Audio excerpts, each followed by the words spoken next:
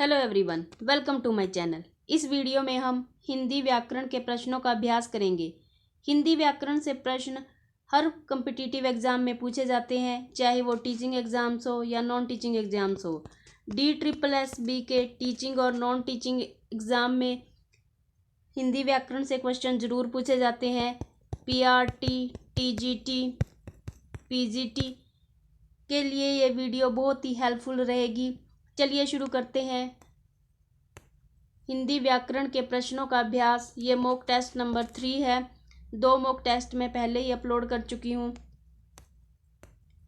एक से अधिक वर्णों के मेल को कहते हैं अक्षर, स्वर, व्यंजन, मात्रा। इस क्वेश्चन का जो राइट आंसर है वो है ऑप्शन ए, अक्षर। स्वर वे ध्वनियाँ जिनके उच्चारण में अन्य ध्वनियों की सहायता नहीं लेनी पड़ती। व्यंजन वे ध्वनियाँ जिनके उच्चारण में स्वरों की सहायता लेनी पड़ती है। मात्रा स्वरों के बदले आने वाले रूप को मात्रा कहते हैं। इस क्वेश्चन का जो राइट आंसर है वो है ऑप्शन ए, अक्षर। नेक्स्ट क्वेश्चन, य, र, ल, व व्यंजनों को कहते हैं स्पर्श व्यंजन, अंतस्थ व्यंजन, ऊष्मी व्यंजन, इनमें से कोई नहीं। इस क्वेश्चन का जो राइट आंसर है वो है ऑप्शन बी, अंतस्थ व्यंजन। नेक्स्ट क्वेश्चन, निम्नलिखित में से ओष्ठ ध्वनि है ल, र, स, फ। ल का उच्चारण स्थान दंत है,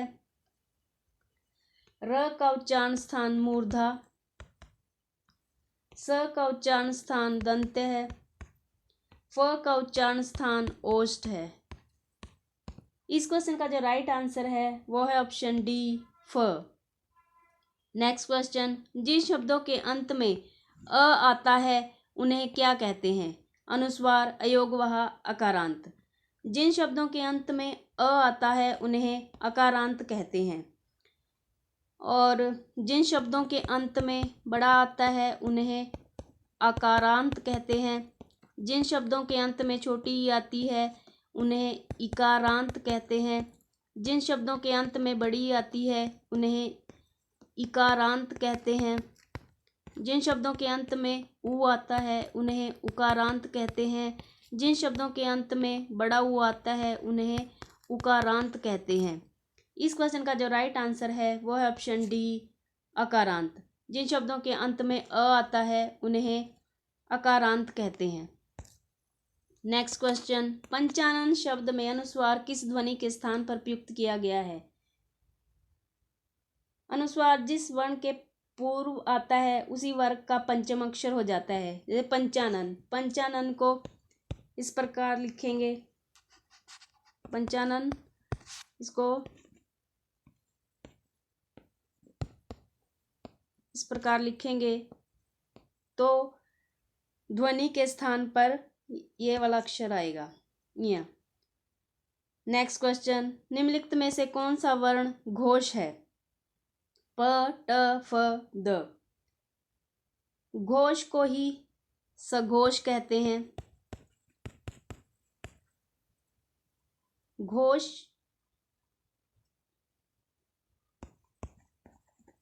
अघोष वर्ण है वो प्रत्येक वर्ग का पहला और दूसरा वर्ण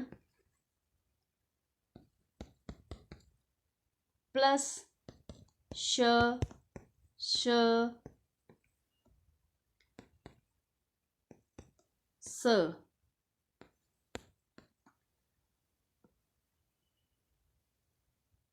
दो वर्ग के पहला वर्ग और दूसरे वर्ग के 10 वर्ण प्लस श, स, स 3, ये तो कुल हो गए अघोष वर्ण 13। और सघोष या घोष वर्ण ये प्रत्येक वर्ग का तीसरा, चौथा, पांचवा वर्ण प्लस ह प्लस स्वर 11 स्वर और प्लस अंतस्थ व्यंजन 4 अंतस्थ व्यंजन, तो इनकी कुल संख्या होगी 31। 31 सघोष वर्ण है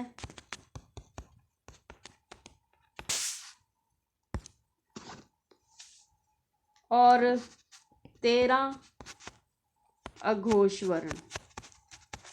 कई बार एग्जाम में पूछ लिया जाता है सघोष वर्ण कितने हैं, अघोष वर्ण कितने हैं। तो सघोष वर्ण 31 हैं और अघोष वर्ण 13 हैं। इस क्वेश्चन का जो राइट आंसर है वो है ऑप्शन डी, प है। ये पहले वर्ग का है तो ये अघोष है। ट ये भी पहला वर्ग का है तो अघोष है ये भी। फ ये दूसरा वर्ण है, ये भी अघोष है। पहला और दूसरा वर्ण अघोष होते हैं। द ये तीसरे वर्ण है ये, तो ये सघोष है। तीसरा, चौथा, पांचवा ये सघोष वर्ण होते हैं। इस क्वेश्चन का जो राइट आंसर है वो है option D, the. Next question, Hindi में स्वतंत्र रूप से बोले जाने वाले अक्षर क्या कहे जाते हैं? स्वर, संयुक्ताक्षर, स्वतंत्र ध्वनि, व्यंजन। अभी पिछले प्रश्न में मैंने बताया कि जो अक्षर स्वतंत्र रूप से बोले जाते हैं उन्हें स्वर कहते हैं। इस क्वेश्चन का जो राइट आंसर है वो है ऑप्शन ए, स्वर। नेक्स्ट क्वेश्चन, वर्णमाला किसे कहते हैं? वर्णों के व्यवस्थित समूह को वर्णमाला कहते हैं। इस क्वेश्चन का जो राइट आंसर है वो है ऑप्शन डी, व्यवस्थित वर्ण समूह को वर्णमाला कहते हैं। नेक्स्ट क्वेश्चन, निम्नलिखित में से उच्चारण स्थान के आधार पर मूर्धन्य व्यंजन बताइए।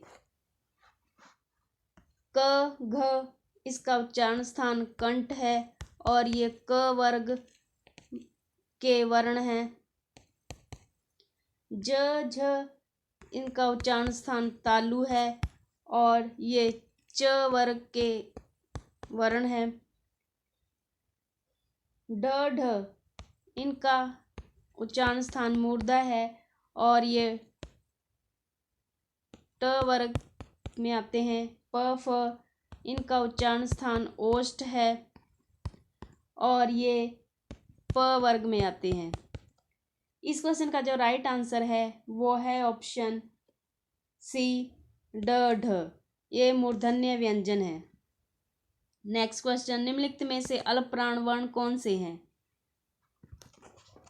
ख, घ, क, ख, ध, ध, प, फ।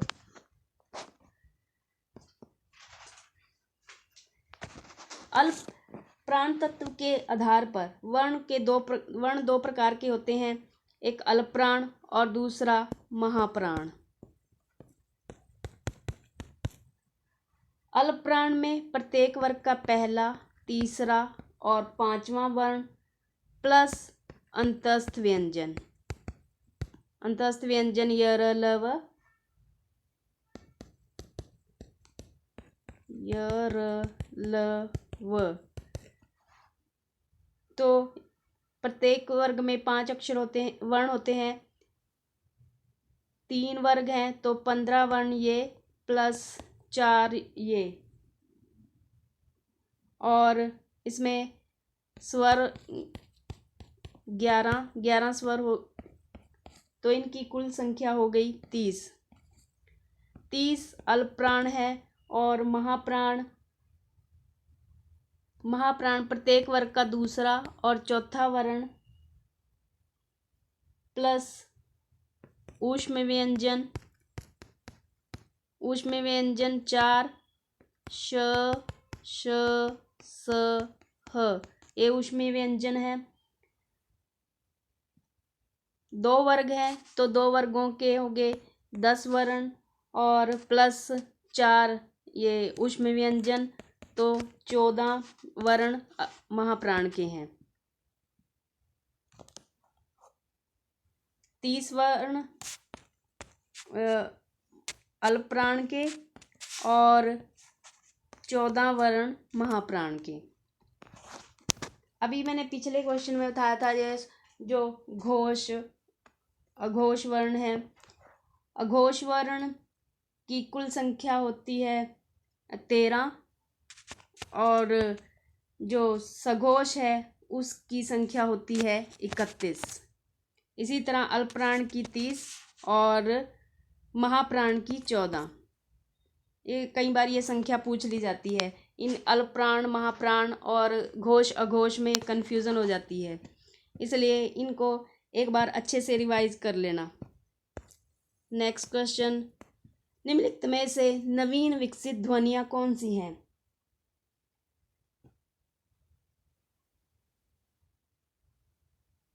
नवीन विकसित ध्वनियाँ दो प्रकार की होती हैं, स्वर और व्यंजन। स्वर में अ है, जो जैसे हम डॉक्टर लिखते हैं तो इसका प्रयोग किया जाता है, कॉलेज लिखते हैं तो इसका प्रयोग किया जाता है स्वर्ण का। व्यंजन, व्यंजन तीन होते हैं, एक ख और ज और फ।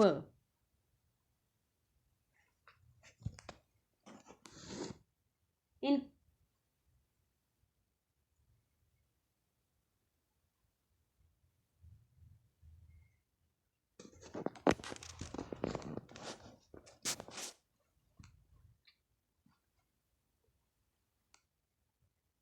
ये ख के नीचे बिंदी और ख के नीचे जो बिंदी होती है इसे नुक्ता कहते हैं। जो ये बिंदी है ये तीनों अक्षरों के नीचे, इसे नुक्ता कहते हैं। बिंदी चार प्रकार से लगाई जाती है, एक ऊपर और एक इधर साइड में, एक नीचे और एक इस तरफ। ये वाली बिंदी है, इसे ऊपर वाली बिंदी इसे अनुस्वार कहते हैं।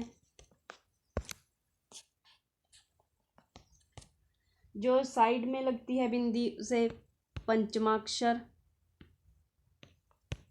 पंचमाक्षर में ये बिंदी प्रयोग की जाती है। और जो नीचे होती है इसे द्विगुण व्यंजन या उत्क्षिप्त व्यंजन के साथ ये लगती है।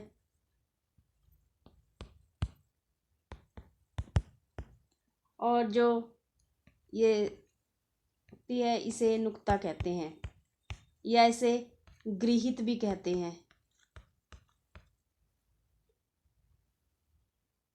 इस क्वेश्चन का जो राइट आंसर है वो है ऑप्शन ए, ख और ज। ख और ज ये नवीन विकसित ध्वनियां हैं। नेक्स्ट क्वेश्चन, निम्नलिखित में से कौन सा घोष वर्ण है? ख, च, म, छ। ख घोष वर्ण नहीं है, च भी नहीं है और म है, छ नहीं है। इस क्वेश्चन का जो राइट आंसर है वो है ऑप्शन सी, म, ये घोष वर्ण है। नेक्स्ट क्वेश्चन, निम्नलिखित में से कौन सी ध्वनि ओष्ठ्य नहीं है? प, बै, मै, तै। प ओष्ठ्य ध्वनि है, बै भी ओष्ठ्य ध्वनि है, म भी ओष्ठ्य ध्वनि है, त ध्वनि ये दंत्य ध्वनि है। इस क्वेश्चन का जो राइट आंसर है वो है ऑप्शन डी, ये त दंत्य ध्वनि है, बाकी प, फ, भ, म ये ओष्ठ्य ध्वनि है। नेक्स्ट क्वेश्चन, हिंदी भाषा में मूलतः वर्णों की संख्या कितनी मानी गई है? इस क्वेश्चन का जो राइट आंसर है वो है ऑप्शन सी, 52, 52 मानी गई है। नेक्स्ट क्वेश्चन, निम्नलिखित में से नासिक्य व्यंजन कौन सा है? श नासिक्य व्यंजन नहीं है, ऑप्शन बी नासिक्य व्यंजन है, ऑप्शन सी ग नासिक्य व्यंजन नहीं है, ज भी नासिक्य व्यंजन नहीं है। इस क्वेश्चन का जो राइट आंसर है वो है ऑप्शन बी। नेक्स्ट क्वेश्चन, निम्नलिखित शब्दों में किस शब्द के द्वित्व व्यंजन है? पुणे, प्रयागराज, दिल्ली, उत्साह। जब अपने ही समान वर्ण एक साथ आते हैं तो उनमें एक शब्द पूरा और एक आधा शब्द होता है, उन्हें द्वित्व व्यंजन कहते हैं। यदि अलग अलग ध्वनियाँ एक साथ एक आधा शब्द और एक पूरा शब्द आए तो वहाँ पर संयुक्त व्यंजन होता है। इस क्वेश्चन का जो राइट आंसर है वो है ऑप्शन सी, दिल्ली। पुणे भी नहीं है, प्रयागराज भी नहीं है, उत्साह भी नहीं है, दिल्ली है। इसमें एक शब्द पूरा है और एक शब्द आधा है और एक समान वर्ण है। उत्साह में एक आधा शब्द है, वर्ण है, और एक पूरा है, लेकिन ये एक समान वर्ण के नहीं है, तो ये संयुक्त वर्ण है।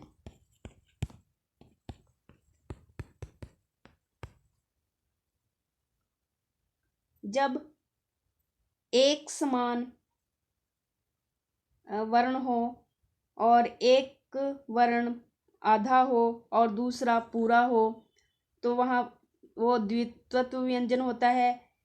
जब एक वर्ण आधा और दूसरा वर्ण पूरा हो लेकिन एक समान वर्ण नहीं हो, जैसे त है, त अलग है और स है, ये दोनों एक समान वर्ण नहीं है, और ल ये एक समान वर्ण है।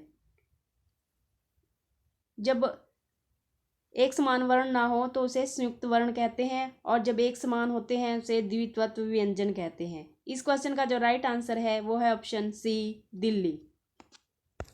नेक्स्ट क्वेश्चन, श स स ह कौन से व्यंजन कहलाते हैं? प्रकंपी व्यंजन, स्पर्शी व्यंजन, स्पर्श व्यंजन, ऊष्म संघर्षी व्यंजन। इस क्वेश्चन का जो राइट आंसर है वो है ऑप्शन डी, ऊष्म संघर्षी व्यंजन है ये, श स स ह। नेक्स्ट क्वेश्चन, क्ष ध्वनि किस वर्ण के अंतर्गत आती है? मूल स्वर, घोष वर्ण, संयुक्त वर्ण, तालव्य। इस क्वेश्चन का जो राइट आंसर है वो है ऑप्शन सी, संयुक्त वर्ण। क्ष संयुक्त वर्ण है। क प्लस श से मिलकर बना है ये। नेक्स्ट क्वेश्चन, हिंदी शब्दकोश में क्ष का क्रम किस वर्ण के बाद आता है? क, श, ह, ज्ञ। सबसे पहले शब्दकोश में क आता है, उसके बाद क्ष आता है, फिर ख आता है, और इस तरह से क्रम चलता रहता है। तो इस क्वेश्चन में पूछा गया है कि क्ष का क्रम किस वर्ण के बाद आता है, तो क के बाद क्ष आता है। इस क्वेश्चन का जो राइट आंसर है वो है ऑप्शन ए, क के बाद क्ष आता है, तो इस क्वेश्चन का जो सही उत्तर है वो क है। नेक्स्ट क्वेश्चन, ज्ञ वर्ण किन वर्णों के संयोग से बना है? ज्ञ के नीचे हलंत है,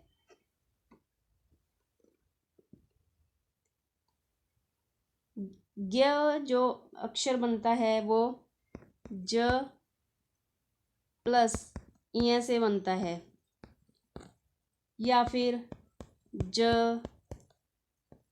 इ प्लस अ। लेकिन जब नीचे ज्ञ के नीचे हलंत दिया हुआ है, जब ज्ञ के नीचे हलंत दिया हुआ है तो ये ज प्लस इ ये इसका सही वर्ण विच्छेद होगा, इसमें स्वर नहीं आएगा। अगर खाली ये ज्ञ होता तब इसके ये अ आता। तो इस क्वेश्चन का जो राइट आंसर है वो है ऑप्शन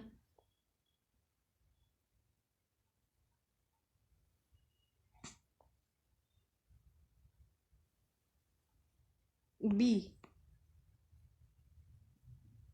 इस क्वेश्चन का जो सही उत्तर है। ज के नीचे हलंत आएगा, इ के नीचे भी हलंत आएगा।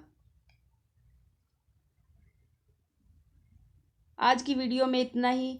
अगर आप मेरे चैनल पर नए हैं तो चैनल को सब्सक्राइब कर लीजिए, साथ में बेल आइकन को प्रेस कर लीजिए ताकि जब भी मैं वीडियो अपलोड करूं तो उसका नोटिफिकेशन आप तक पहुंच जाए। मेरे चैनल पर मैंने हिंदी व्याकरण के हम प्रैक्टिस सेट कर रहे हैं, जो DSSS की जो एग्ज़ाम्स हैं उनको ध्यान में रखते हुए इस तरह की वीडियो पाने के लिए आप मेरे चैनल को सब्सक्राइब कर लीजिए, साथ में बेल आइकन को प्रेस कर लीजिए। आई होप ये वीडियो आप सभी के लिए हेल्पफुल रहेगी। Thanks for watching this video.